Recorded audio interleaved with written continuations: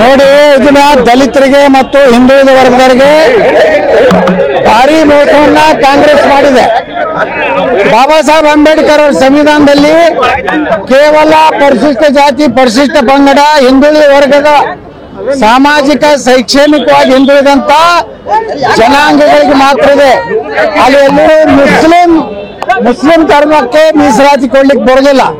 ಅದಕ್ಕೆ ನಮ್ಮ ಅಮಿತ್ ಶಾ ಗೃಹ ಮಂತ್ರಿಗಳು ನಮ್ಮ ದೇಶದ ಪ್ರಧಾನಮಂತ್ರಿ ಶ್ರೀ ನರೇಂದ್ರ ಮೋದಿ ಹೇಳಿದ್ದಾರೆ, ನಮ್ಮದು 3ನೇ ಬಾರಿಗೆ ಪ್ರಧಾನಮಂತ್ರಿ ಆದ ನಂತರ ಮೊದಲೇ ನಿರ್ಣಯ ಮುಸ್ಲಿಂ ಮೀಸಲಾತಿಯನ್ನು ನಾವು ತೆಗೆದುಹಾಕ್ತೀವಿ, ಅದನ್ನ SC ST ಹಿಂದುಳಿದ ಜನಾಂಗದಲ್ಲಿ ಹಂಚಿಕೊಳ್ಳಿ. ಸಂಪತ್ತು ಹಂಚಿಕೆಯಲ್ಲಿ ಮುಸ್ಲಿಮರಿಗೆ ಹಂಚುವಂತಕ್ಕಂಥದ್ದು ಮತ್ತೆ 55% ಆಸ್ತಿಯಲ್ಲಿ ಕೂಡ ಪಾಲಾಗಿ ಶ್ಯಾಮ್ ಪಿತ್ರೋಡ್ ಅವರು ಹೇಳಿರ್ತಕ್ಕಂಥದ್ದು. ನೋಡ್ರಿ, ಶ್ಯಾಮ್ ಪಿತ್ರೋಡ ಯಾರು? ರಾಜೀವ್ ಗಾಂಧಿ ಅವರ ಸಲಹೆಗಾರ. ಮಹೇಶ್ ಹೆಬ್ಬಾ ಕಾಟ್ಲಾ ಮೀನು ಕೃಷಿಯಲ್ಲಿ ಎಕರೆಗೆ 3 ಲಕ್ಷ ಗಳಿಸ್ತಿದ್ದಾರೆ. ನೀವು ಕೂಡ ಅವರಿಂದ ಕಲಿಬೇಕಾ? ಅವ್ರ ಜೊತೆ ವಿಡಿಯೋ ಕಾಲ್ ನಲ್ಲಿ ಮಾತಾಡಬೇಕಾ? ಈಗಲೇ ಫ್ರೀಡಮ್ ಆಪ್ ಡೌನ್ಲೋಡ್ ಮಾಡಿ. ಮತ್ತು ಇವತ್ತು ರಾಹುಲ್ ಗಾಂಧಿ ಸಲಹೆಗಾರ ಅವರು ಚುನಾವಣೆ ಪ್ರಣಾಳಿಕೆಯಲ್ಲಿ ಅವರು ಈಗಾಗಲೇ ಹೇಳಿದ್ದಾರೆ, ನಾವು ಎಲ್ಲ ದೇಶದಲ್ಲಿರುವಂತ ಎಲ್ಲ ಜನರ ಆಸ್ತಿಯ ಸರ್ವೆ ಮಾಡ್ತೀವಿ, ಸ್ಕ್ಯಾನಿಂಗ್ ಮಾಡ್ತೀವಿ, ಎಷ್ಟು ಯಾರ್ಯಾರ್ದು ಆಸ್ತಿ ಇದೆ ಅಂತ.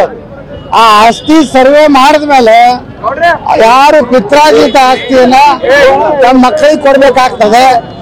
ಅದನ್ನ 55% ಸರ್ಕಾರ ತಗೋತದೆ ವಾಪಸ್. ಕೇವಲ 45% ನಲ್ಲಿ ಆಸ್ತಿಗಳು ಅವರ ಮಕ್ಕಳಿಗೆ ಮೊಮ್ಮಕ್ಕಳಿಗೆ ಕೊಡುವಂತದ್ದು ಕಾನೂನು ತರಲಿಕ್ಕೆ ವ್ಯವಸ್ಥೆಯನ್ನು ಮಾಡ್ಕೊಂಡಿದ್ದಾರೆ.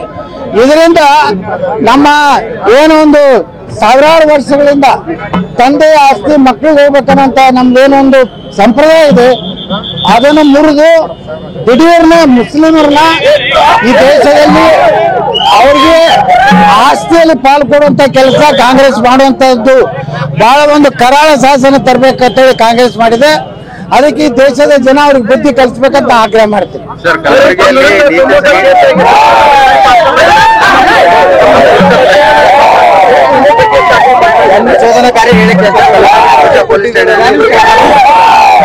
ನೋಡ್ರಿ,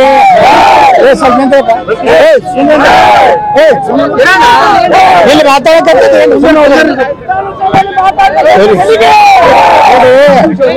ಇವತ್ತು ಬಿಜೆಪಿಯಲ್ಲಿ ನೇರವಾಗಿ ಸಿದ್ದರಾಮಯ್ಯನವ್ರನ್ನ, DK ಶಿವಕುಮಾರ್ನ, ಪ್ರಿಯಾಂಕಾ ಖರ್ಗೆ ಅವ್ರನ್ನ ಎಲ್ಲರೂ ಟಾರ್ಗೆಟ್ ನಾವು ಒಬ್ಬನೇ ಮಾಡ್ಲಕತ್ತೀವಿ. ಕೆಲವೊಂದು ನಾಯಕರು ಅಡ್ಜಸ್ಟ್ ಅವರು ಯಾವುದೇ ರೀತಿ ನೇರವಾಗಿ ದಾಳಿ ಮಾಡ್ತಾ ಇಲ್ಲ. DK ಶಿವಕುಮಾರ್, ಪ್ರಿಯಾಂಕಾ ಖರ್ಗೆ ಅವ್ರದ್ದು ಏನು ಉದ್ದೇಶ ಇತ್ತಂದ್ರೆ ನನ್ನ ಮೇಲೆ ಹೆಚ್ಚು ಕೇಸ್ ಹಾಕಿ ನಾನು ಅರೆಸ್ಟ್ ಆಗ್ಬೇಕು, ಯತ್ನಾಳು ಬಹಿರಂಗ ಪ್ರಚಾರಕ್ಕೆ ಎಲ್ಲಿನೂ ಅವ್ರು 7ನೇ ತಾರೀಕಿನವರೆಗೆ ಜೈಲಿನಾಗಿರ್ಬೇಕಂತ ವ್ಯವಸ್ಥಿತವಾಗಿ ಕಾರ್ಯತಂತ್ರ ಮಾಡಿದ್ದಾರೆ. ಯಾರ್ಯಾರು ಇರ್ತದೆ 7ನೇ ತಾರೀಕಿನ ಅಂತ ಹೇಳ್ತಾರೆ, ಯಾವ್ಯಾವ ಕುಮ್ಮಕ್ಕಿದೆ.